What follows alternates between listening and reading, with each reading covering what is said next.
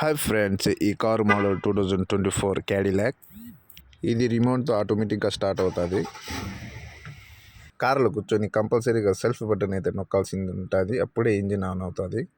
ఈ విధంగా ఆటోమేటిక్గా అన్ని ఆన్లోనే అయిపోతుంది. ఈ కార్ టాప్ మోడల్ కాబట్టి అంత సెన్సర్తో సంబంధించింది. ఇదైతే పార్కింగ్ బటన్, ఇదైతే దీనికి నొక్కి గేర్ అనేది మార్చాల్సింది ఉంటుంది. దీనికి ఈ విధంగా గేర్ ఉంటుంది. మనం డ్రైవ్ చేసేటప్పుడు మిర్రర్లో ఈ విధంగా బ్యాక్ సైడ్ కూడా కనపడుతుంది.